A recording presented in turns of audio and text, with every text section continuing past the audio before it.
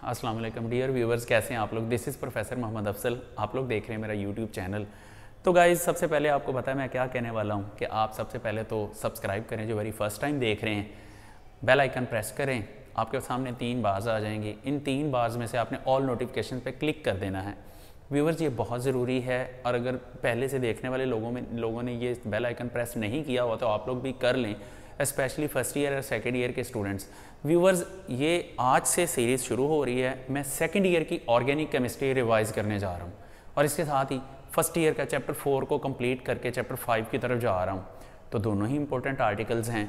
तो जब आप बेल आइकन प्रेस कर लेते हैं तो आपको साथ साथ सारी अलर्ट्स मिलती चली जाती हैं। तो पहले बेल आइकन प्रेस करें, सब्सक्राइब करें और उसके बाद आप बेल आइकन प्रेस करके ऑल नोटिफिकेशंस पे क्लिक करें ताकि आपको टाइमली नोटिफिकेशंस मिलते चले जाएं। तो व्यूवर्स, अब रेगुलर बेसिस पे आपको लेक्चर्स मिलते चले जाएंगे। तो अब व्यूवर्स, ऐसा है कि हम इसको स्टार्ट करते हैं। आज का जो हमारा आर्टिकल है दैट इज़ बेसिकली हमने ऑर्गेनिक केमिस्ट्री स्टार्ट करनी है सेकेंड ईयर चैप्टर नंबर 8 में से। तो हम नोमेनक्लेचर ऑफ अल्केन्स से ही हम बात स्टार्ट करते हैं। तो अब ये देखें, नोमेनक्लेचर ऑफ अल्केन्स। सबसे पहले रूल्स फॉर नेमिंग अल्केन्स की हम बात करते हैं। तो रूल्स फॉर नेमिंग अल्केन्स, पहले तो आप रूल सीखेंगे, रूल सीखने के बाद ही आपको फर्दर डिटेल्स पता चलेंगी। सबसे पहला रूल है select the longest possible chain of carbon atoms containing maximum number of branches. Branches का स्टूडेंट्स बुक में जो नाम लिखा हुआ वो लिखा हुआ है जी सब्सटीट्यूएंट्स।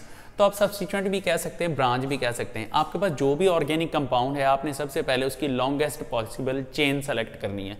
तो यहाँ पर एक एग्जाम्पल है, चले मैं एग्जाम्पल से बताता हूँ। अब देखें, ये जो हमारे पास 1 2 3 4 एग्जाम्पल्स है, इसमें तो हमें चेन सेलेक्ट करने की ज़रूरत ही नहीं है। ये तो ऑलरेडी स्ट्रेट चेन में है। ये 1 कार्बन है, इसमें ज़रूरत ही नहीं।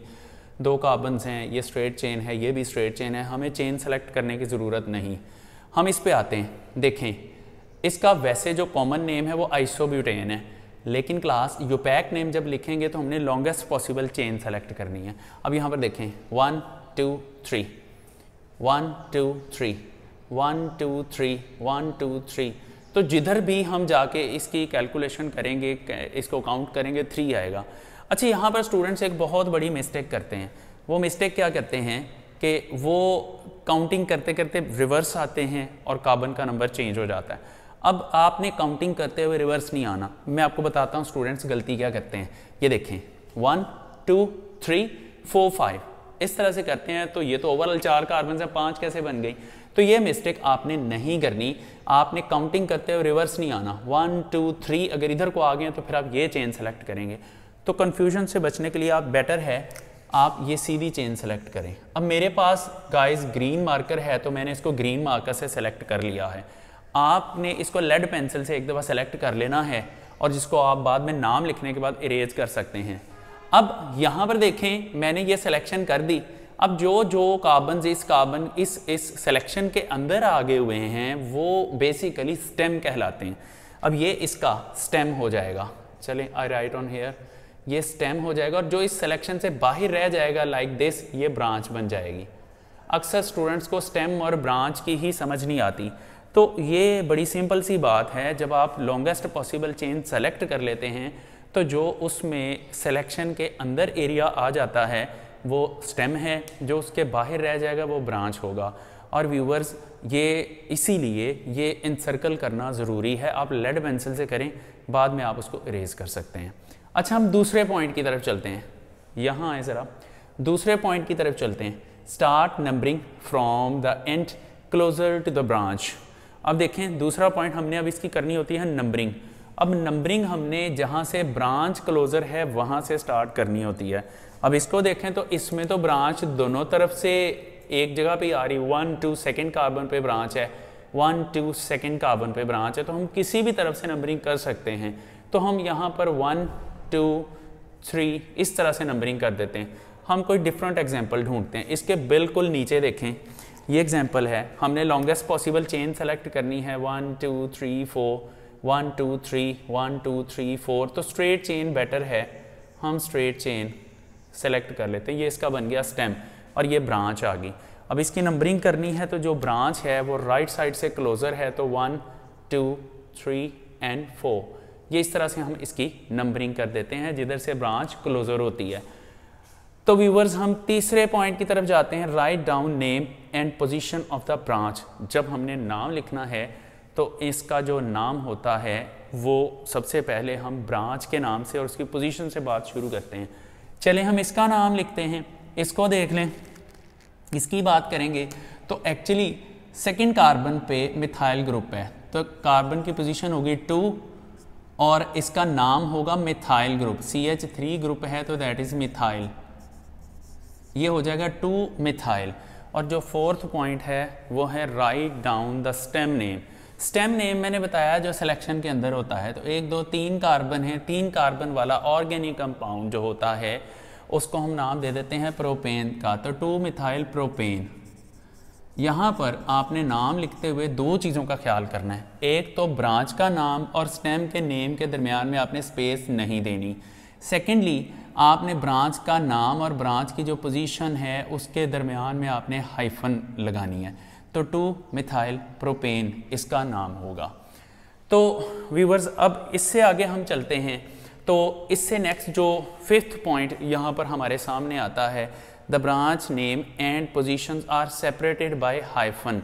अब यहाँ पर देख लें, ये मैं ऑलरेडी इंडिकेट कर चुका हूँ, ये ब्रांच का नेम है, here it is the name of the branch, और ये उसकी पोजीशन है। तो देखें इनके दरमियान में मैंने हाइफन लगा दिया, तो जहाँ कहीं भी ब्रांच का नाम और ब्रांच की पोजीशन आप मेंशन करते हैं आप उसके दरमियान में हाइफन लगाते हैं। अच्छा, इसके बाद हम इन्हीं रूल्स को भी फॉलो करते हुए 1 2 और कंपाउंड्स के नाम लिख लेते हैं।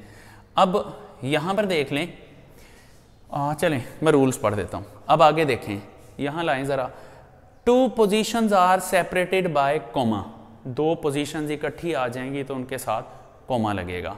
और उसके अलावा the prefixes di, tri and tetra are use for 2 3 and 4 identical branches respectively. मतलब 2 ब्रांचेस हैं तो उसके लिए प्रीफिक्स डाई यूज़ करें, 2 मिथाइल हैं तो डाई मिथाइल, 3 मिथाइल हैं तो ट्राई मिथाइल, 4 मिथाइल हैं तो टेट्रा मिथाइल। तो ब्रांच का नाम लिखने से पहले नंबर ऑफ ब्रांचेस मेंशन करने के लिए हम प्रीफिक्सेस डाई और ट्राई यूज़ करते हैं। तो यहाँ ऐसी एक एग्जांपल है हमारे पास।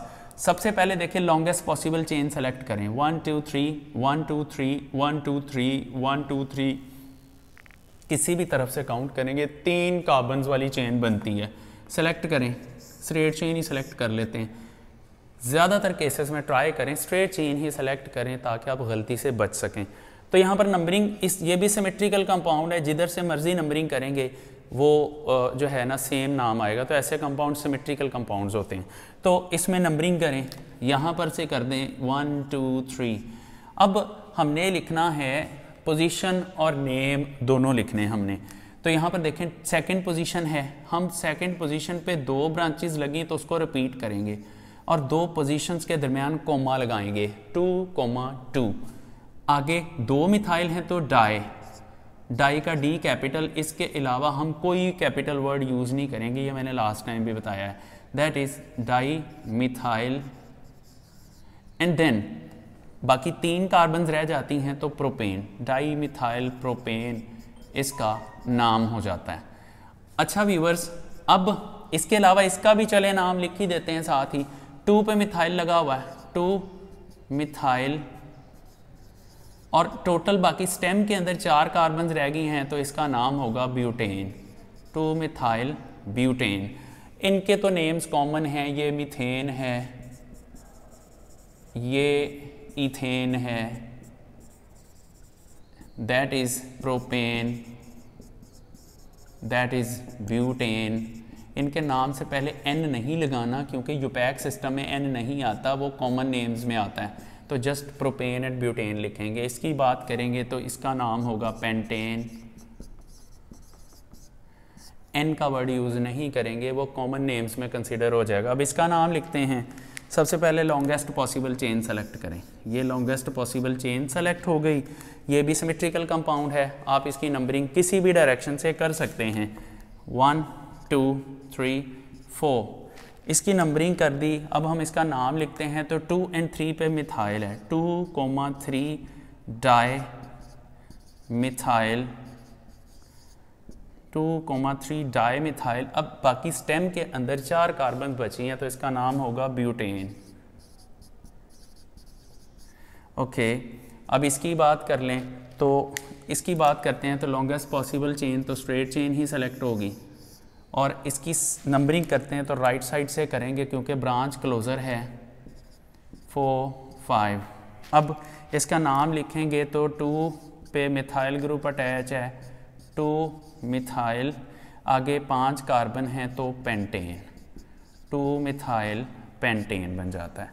अच्छा, अब इसकी बात करें, ये जो है इसमें लॉन्गेस्ट पॉसिबल चेन सेलेक्ट करेंगे। ये गाइस आप ये खुद करेंगे, ये आपका होम टास्क है, और इसका जो नेम है आपने बना के नीचे डिस्क्रिप्शन में लिखना है। इसका नाम मैं बताता हूँ, स्ट्रेट चेन सेलेक्ट करें। अब इसमें नंबरिंग देखें, 1, 2 सेकेंड पोजीशन पे ब्रांच है, 1, 2, 3 थर्ड पोजीशन पे ब्रांच है, तो लेफ़्ट साइड से ब्रांच क्लोज़र है, हम लेफ़्ट साइड से नंबरिंग करेंगे 1, 2, 3, 4 एंड 5 और ये 6।